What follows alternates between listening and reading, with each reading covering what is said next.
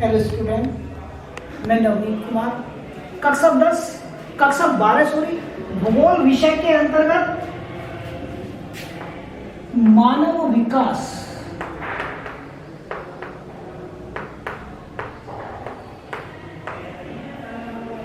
नामक अध्याय पर चर्चा करेंगे। बेटा, पिछली वीडियो में हमने इस अध्याय से आपको चर्चा की थी और आज इस वीडियो के द्वारा हम उसी क्रम को आगे बढ़ा रहे हैं। ठीक, हमने आपको बताया था कि भारत में जो मानव विकास है उसका स्तर 2011-2016 के आंकड़े के आधार पर आपको समझाया था। ठीक, तो वीडियो शुरू करने से पहले हम लोग इसी परिचर्चा पे पुनः एक बार चलते हैं और भारत में मानव विकास सूचकांक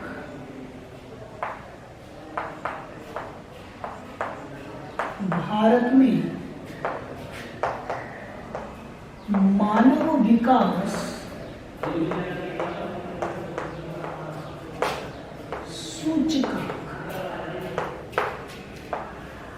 मैंने बेटा आपको बताया था कि 2016 में जो 189 राष्ट्रों पर जो संयुक्त राष्ट्र संघ की जो संस्था है जो आकलन प्रस्तुत करती है, हर वक्त जो मानव विकास रिपोर्ट तैयार करती है, उसमें भारत का स्थान 130वां है। और इससे पहले 2011 में जो 172 राष्ट्रों पर आकलन या रिपोर्ट तैयार की गई थी उसमें भारत का स्थान कौन सा था? 134वां था। ठीक, तो भारत में अन्य राष्ट्रों की तुलना में मानव विकास का जो स्तर है वो निम्न है। भारत सरकार प्रयास कर रही है, लेकिन अभी हमें और बहुत कुछ करने की क्या है, आवश्यकता है। हमने बेटा ये भी आपको बताया था कि भारत की जो राज्य सरकारें हैं वो भी अपनी समय समय पर उन बिंदुओं को आधार बनाकर, जिनके आधार पर संयुक्त राष्ट्र संघ क्या करती है, मानव विकास रिपोर्ट तैयार करती है, उसी आधार पर भारत के अंदर यानी भारत के राज्यों में भी मानव विकास रिपोर्ट तैयार की जाती है।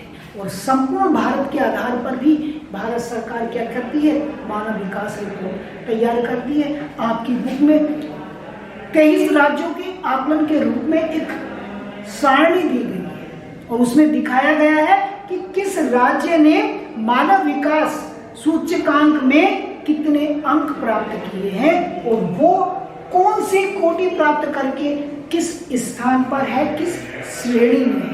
और ये जो सूचकांक है ये 2007-8 के आधार पर आपकी अभ्यास पुस्तिका में दिखाया गया है। बेटा, लिस्ट जब आप सारणी देखेंगे तो आपको क्लियर हो जाएगी। उस आधार पर हम लोग चर्चा कर रहे हैं कि केरल 7.790 सूचकांक मूल्य प्राप्त करके संपूर्ण भारत में मानव विकास का जो क्रम है उसमें सबसे ऊपर है।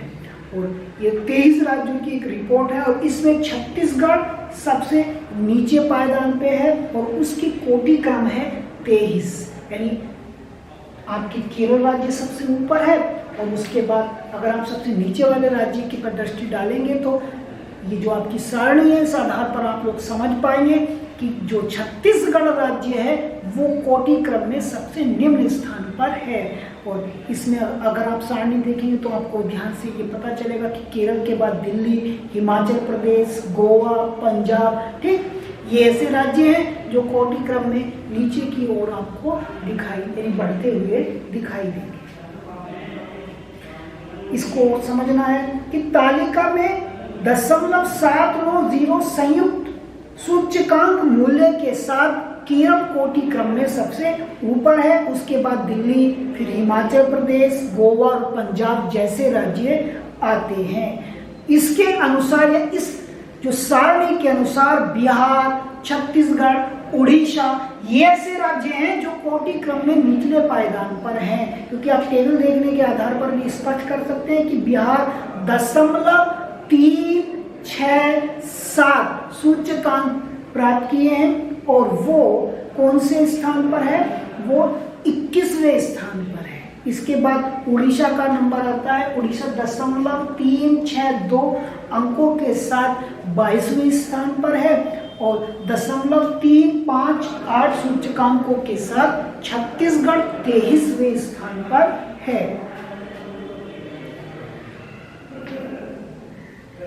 आगे आपको समझना है कि बेटा जनसंख्या, पर्यावरण और विकास, ठीक, ये संयुक्त रूप से जुड़े हुए हैं, कहीं ना कहीं एक दूसरे से क्या है, जुड़े हुए हैं। किस प्रकार जुड़े हुए हैं वो आपको आगे समझना है कि विकास सामान्य रूप से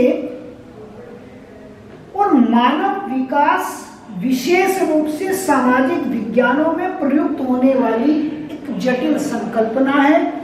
यह जटिल है क्योंकि युगों से यही सोचा जा रहा है कि विकास एक मूलभूत संकल्पना है, कि बहुत लंबे समय से, सदियों से यही विचारधारा है कि जो विकास है वो एक मूलभूत क्या है, संकल्पना है, और यदि एक बार इसे प्राप्त कर लिया गया तो यह समाज के सभी सामाजिक, सांस्कृतिक और पर्यावरणीय समस्याओं का निदान हो जाएगा। और एक ऐसी सोच बनी हुई है कि यदि एक बार विकास को प्राप्त कर लिया जाए तो समाज की जो भी समस्याएं हैं वो क्या हो जाएंगी, समाप्त हो जाएंगी। यद्यपि विकास ने मानव जीवन की गुणवत्ता में अनेक प्रकार के सुधार किए हैं।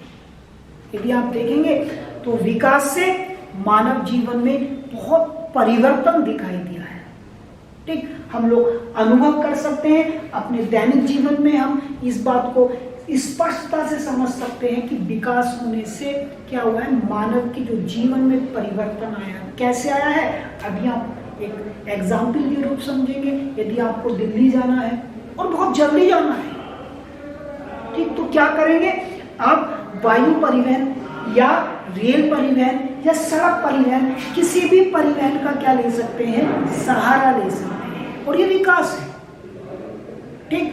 आप कम समय में अधिक दूरी तय कर सकते हैं, ठीक। ऐसे ही अपने दैनिक जीवन में आप बहुत सारे यंत्रों का प्रयोग करते हैं जिससे हमारे जीवन में बहुत परिवर्तन देखने को मिला है। किंतु जहां इतने सारे लाभ हैं, आगे आपको समझना है कि किंतु प्रादेशिक विषमताएं, सामाजिक असमानताएं, भेदभाव, लोगों का विस्थापन, मानवाधिकारों पर आघात और मानवीय मूल्यों का विनाश तथा पर्यावरण निम्नीकरण भी बढ़ा है।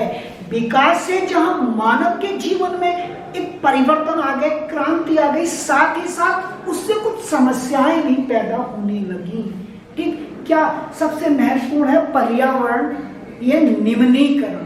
पर्यावरण जो आपकी पारिस्थितिकी है उसमें क्या हुआ है, निम्नीकरण हुआ है। निम्नीकरण का मतलब होता है उसमें कमी आई है, ठीक। कहीं ना कहीं मानव ने क्या किया है, उसका विनाश किया है, उसको नुकसान पहुंचाया है।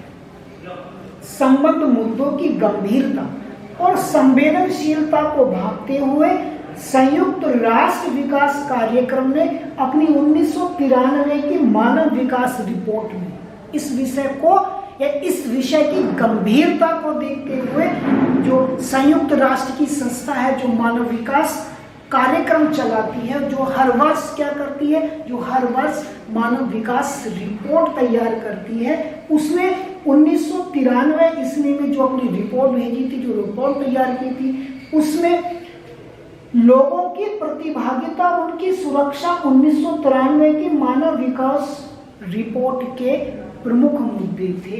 जो 1993 ईस्वी की रिपोर्ट प्रकाशित की गई थी, जो रिपोर्ट संयुक्त राष्ट्र संघ द्वारा निकाली गई थी, उसमें सहभागिता, ठीक, ये मुद्दे शामिल किए गए थे। एक तो सहभागिता और दूसरा मुद्दा था आपका सुरक्षा, ठीक। क्योंकि जहां मानव के जीवन में परिवर्तन आ गया है विकास से, वहीं कुछ महत्वपूर्ण समस्याएं भी क्या हो गई है, विकास के कारण उत्पन्न हो गई है। तो 1993 की जो रिपोर्ट थी, जो उसने प्रकाशन किया था, उसमें ये सहभागिता और सुरक्षा जैसे मुद्दों पर ध्यान संयुक्त राष्ट्र की रिपोर्ट में किया गया। आगे बेटा आपको समझना है कि भारतीय संस्कृति और सभ्यता लंबे समय से ही जनसंख्या संसाधनों और विकास के प्रति संवेदनशील रही है।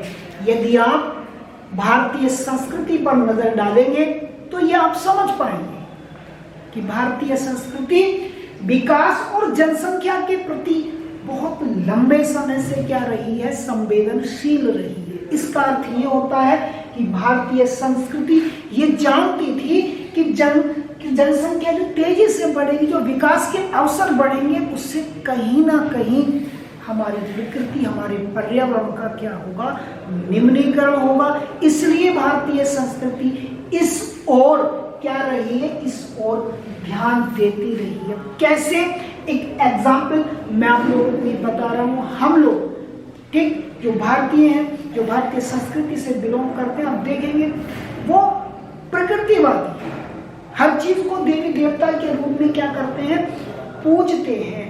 और देवता का अर्थ होता है देने वाला। ठीक, हम लोग सांप को सर्प देवता कहकर पूजते हैं, वृक्षों को भी ठीक किसी न किसी रूप में देवता मानकर उनकी पूजा की जाती है। पर्वत, पहाड़, नदियां, पशु, ठीक इनकी क्या की जाती है, पूजा की जाती है। तो उसके पीछे तात्पर्य ये है कि हम जो पर्यावरण है उसके प्रति सचेत हैं। हम ये जानते हैं कि इसी पर्यावरण से हमारा जीवन क्या है, चल रहा है, और यदि हम इसको नुकसान पहुंचाएंगे तो कहीं ना कहीं इससे हमारा जीवन क्या होगा, प्रभावित होगा। यह कहना गलत नहीं होगा कि प्राचीन ग्रंथ मूलतः प्रकृति के तत्वों के बीच संतुलन और समरसता से प्रतिचिंतित थे।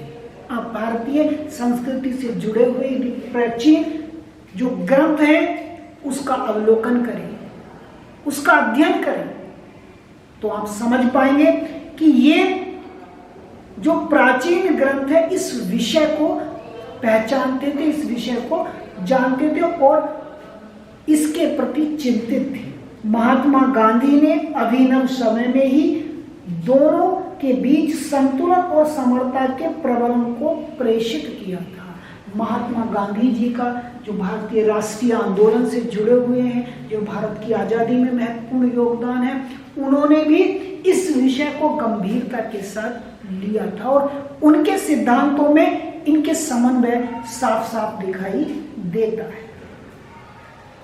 गांधी जी हो रहे विकास, विशेष रूप से जिसमें जिस प्रकार औद्योगिकरण, नैतिकता, आध्यात्मिकता, स्वावलंबन, अहिंसा और पारस्परिक सहयोग और पर्यावरण के ह्रास का स्थितीकरण किया गया है के प्रति आशंकित थे।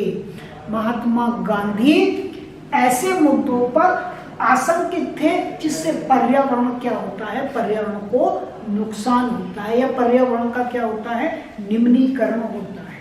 उनके विचारों में व्यक्तिगत मितव्ययिता, सामाजिक धन की न्यायधारिता और अहिंसा एक व्यक्ति और एक राष्ट्र के जीवन में उच्चतर लक्ष्य प्राप्त करने की कुंजी थी। अपने सिद्धांतों में उन्होंने ऐसे विचारों को समाहित किया था जिससे ठीक पर्यावरण क्या रहे, संतुलित बना रहे।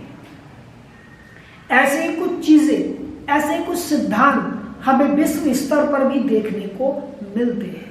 ठीक, आपकी बुक में ये स्पष्टता के साथ समझाया गया है कि उनके विचार क्लब ऑफ रोम, एक क्लब, रोम की एक संस्था।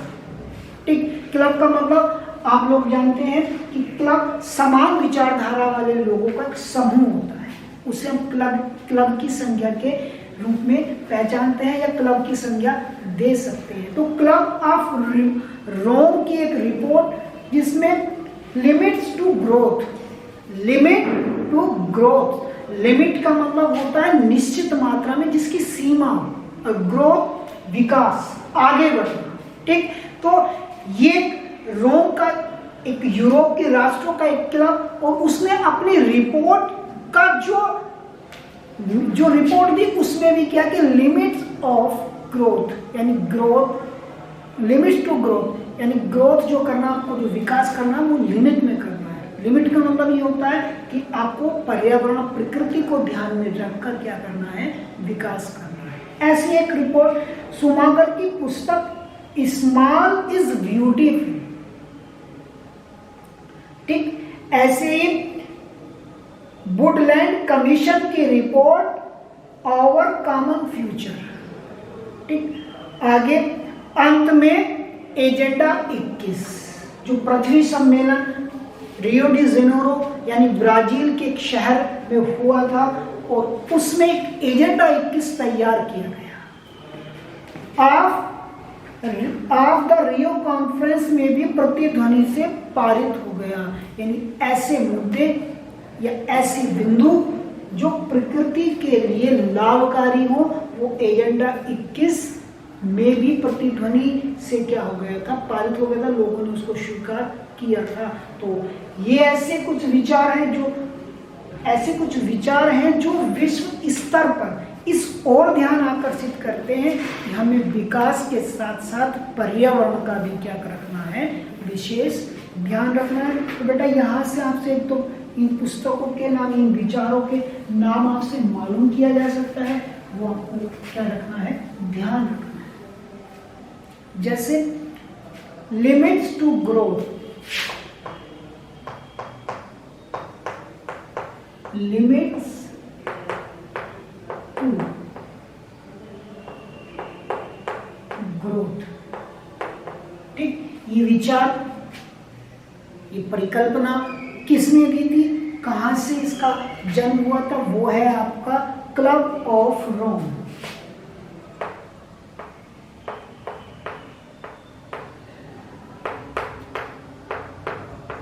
आपसे एक नंबर में बेटा पूछा जा सकता है कि लिमिट्स टू ग्रोथ, ठीक, विचार कहां से उभरकर सामने आया, ठीक। तो आप लोग आंसर देंगे क्लब ऑफ रोम। ऐसे ही और इसमें इसका वर्ष भी दे रखा है। तो ये जो संकल्पना, ये जो विचार था, ये 1972 ईस्वी में क्या हुआ था, सामने आया था। आगे है इस्माइल सुमाकर की पुस्तक जिसका नाम है small is beautiful. Small is beautiful,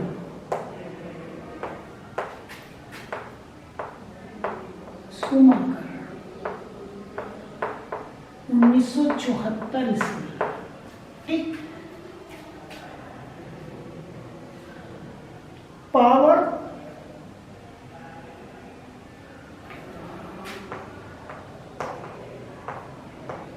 over common future,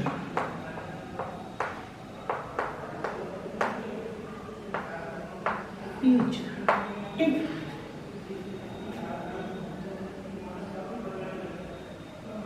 Woodland commission,